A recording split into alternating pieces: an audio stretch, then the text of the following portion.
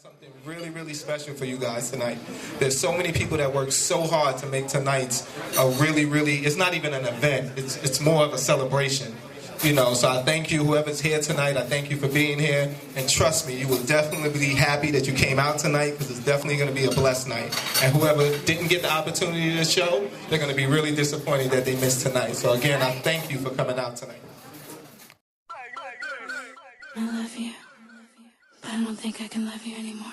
When I kiss you so good, why would you wanna break up? When this loving is so good, why would you wanna break up? That's so good, why would you wanna break up? When this feeling is so good, why would you wanna break up? Loving you, loving you, loving you, when I'm loving you, why would you wanna break up?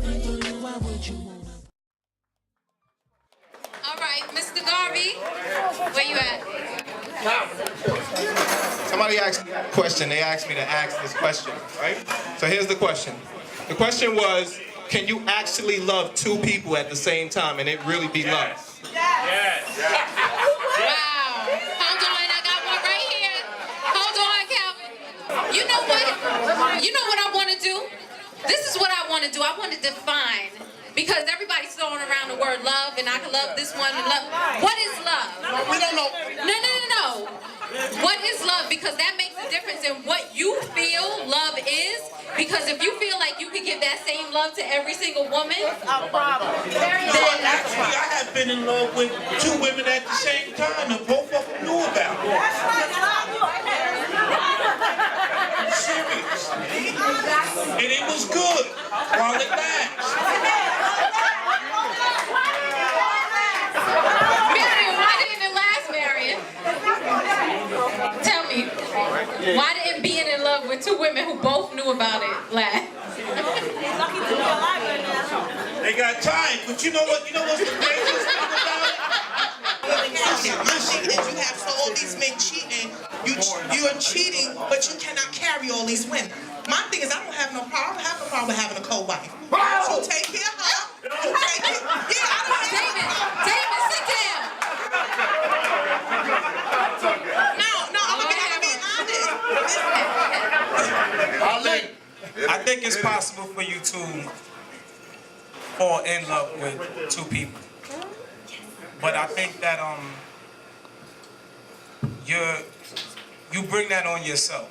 Like if you're already in love with someone, if you open that door and you let someone else in, then it's possible. Yes.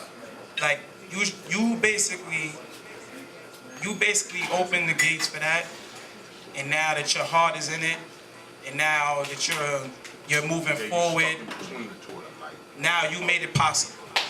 That's right. He likes it. If you really truly Individuals with two different religious backgrounds have a successful relationship under those circumstances, can that last without one of them leaving his or her church or synagogue or, whatever it would be? And if so, how do these individuals go about creating a successful I think the problem sometimes is people don't understand basic, simple mathematics, right? 1 plus 6 is how much? 7. 2 plus 5 is what? 3 plus 4 is what? 0 plus 7 is what? 7. Right? So everyone has different ways to get into 7, right? But the goal is to get to 7. And I think in a relationship, when people have different religious perspectives, if you understand that although I'm traveling this way, we're still seeking to get to the same place, I think it can work.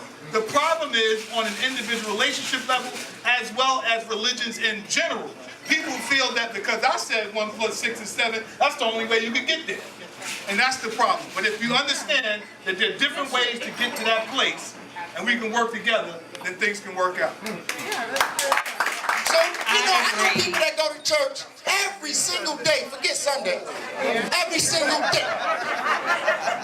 They go to church every single day, and I hope to God, I pray to God that He does not give them a child, because they have nothing to pass on.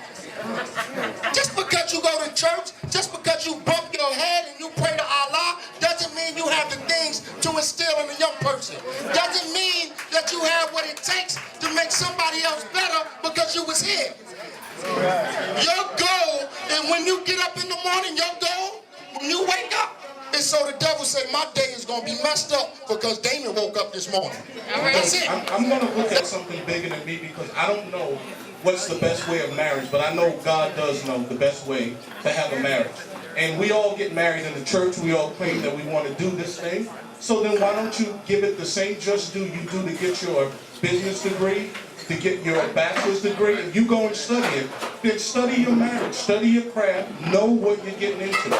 Because once you get into it, you can't back it up and say, oh, well, I didn't know that. Then why didn't you know that? Why didn't you take the time to study so you knew what you were supposed to do? Because clearly, in my household, in my marriage, I don't care if my wife makes $1 million and I make $2 million. I don't care if I'm crippled and can't walk, I am still the leader of that home. I'm not only am I the physical leader, but I'm also the spiritual leader. Not because Eric said so, because God ordained it to be that way.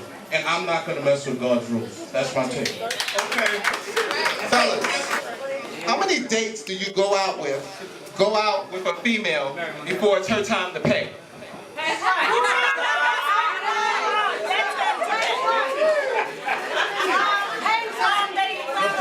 That's a question a young lady wanted to know. Hold up, pay what? Pay what? It was time for her to pay the tab. It's 2014. Don't be independent when it's convenient. Be independent all the time. You feel me? Like I'm taking you out. Look, I ain't got no problem. No, I'm telling you, it's hard out here for somebody that's not. Look, I'm gonna tell y'all women something. I love